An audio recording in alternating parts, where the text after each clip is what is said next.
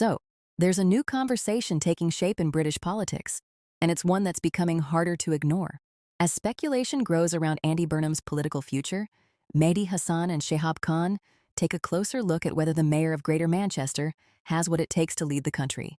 What makes this discussion so interesting isn't just the personalities involved. It's the bigger question about the direction of the Labour Party and what voters may be looking for in the years ahead. There are compelling arguments on both sides, and that's exactly what makes this debate worth watching. As always, I want to hear from you. Do you think Andy Burnham has what it takes to become the UK's next Prime Minister?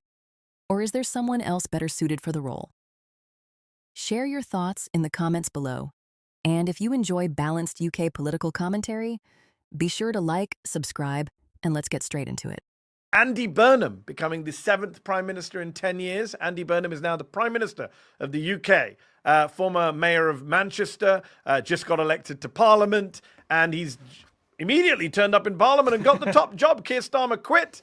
Andy Burnham became Prime Minister. Zeteo UK launched at the same time. Now, there's a good time to launch a media outlet in the UK when it's got its new Prime Minister. Shehab, can you hear me? Are you good? I can. Sorry about that. Some slight tech issues on my part, but we are. It's all right. There's a lot going on in the UK today. Tell us what we should make of this big news. This is a big deal. Britain has a new Prime Minister. Is it a big deal?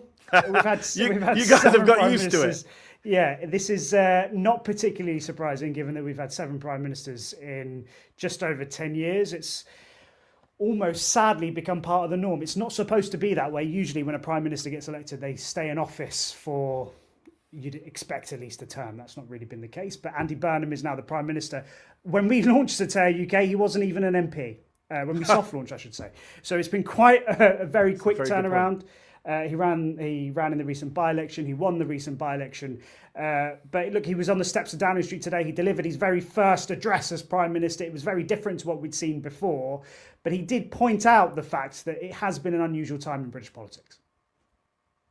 I know people at home are fed up with politics.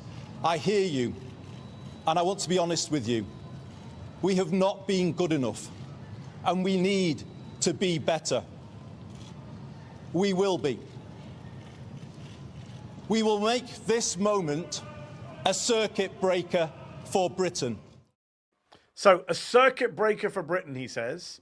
It's big talk from Andy Burnham so far. He's really hit the rhetoric in terms of we're going to be different, we're going to change, we're going to take on neoliberalism. Meanwhile, the appointment so far, which we're going to come to, the big cabinet appointments, not sure they represent the same amount of change. He himself acknowledged that Britain has been a place where there's been a lot of political change, as you pointed out. I think we've got that clip where he acknowledges that he's the 7th Prime Minister. Let's play that.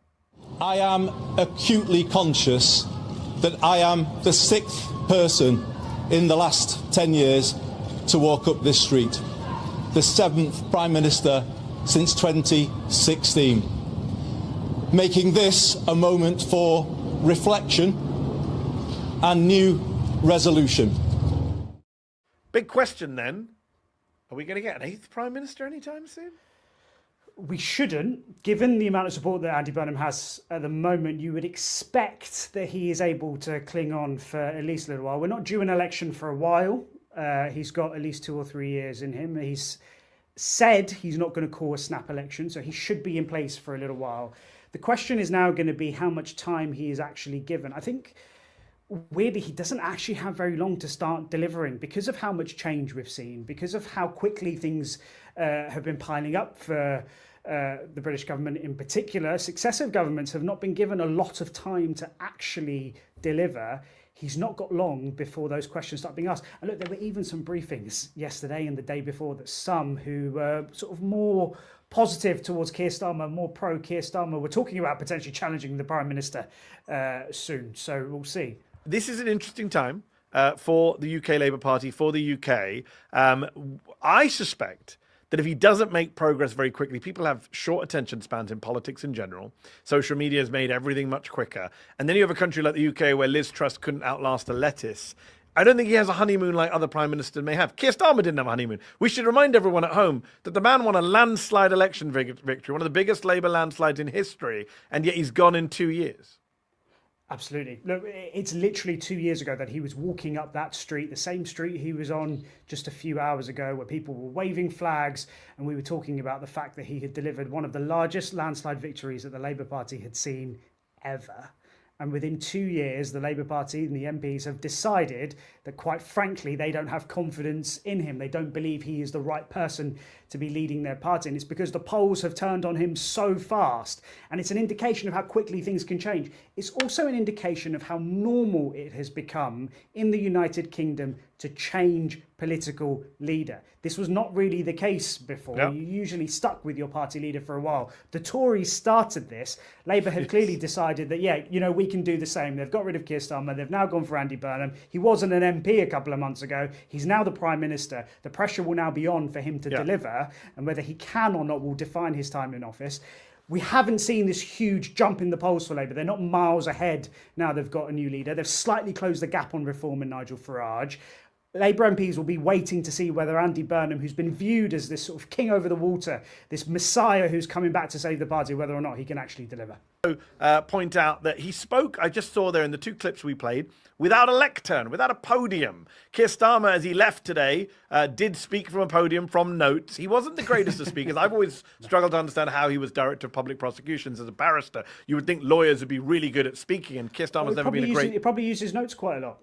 Well, he's just not a good speaker. Andy Burnham speaking without notes. Some people might say, oh, it's a parlour trick. It's David Cameron famously. I'm old enough to remember when David Cameron made his pitch for the Conservative Party leadership at the conference in 2005. He spoke without notes, and everyone went, wow, look at this young man speaking without notes.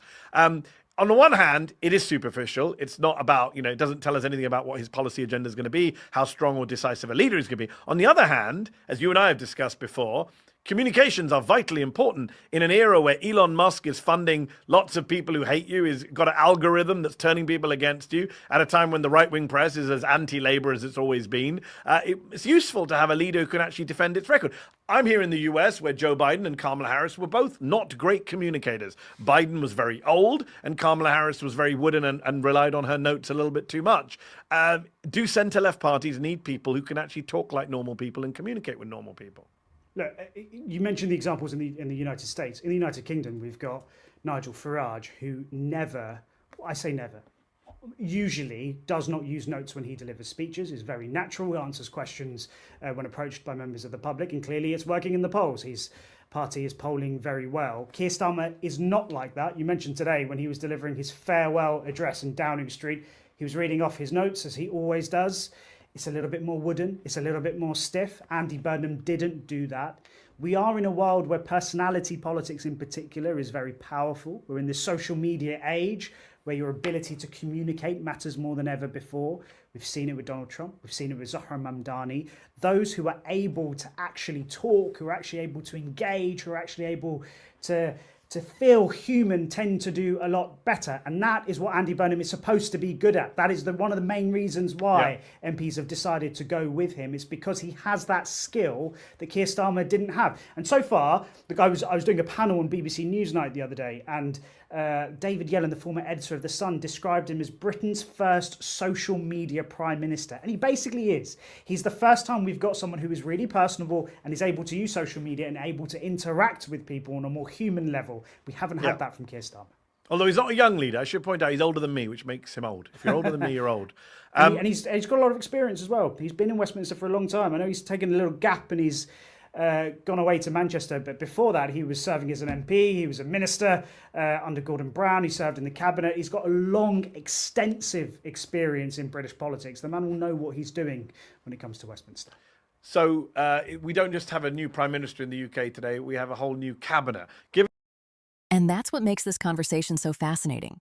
Whether you agree with Mehdi Hasan, Shehab Khan, or neither of them, discussions like this are important because they challenge us to think more carefully about the future of British politics, rather than simply accepting headlines or party talking points. Now I'd like to hear from you. Do you think Andy Burnham has what it takes to become the UK's next Prime Minister? Or do you believe someone else would be a stronger choice?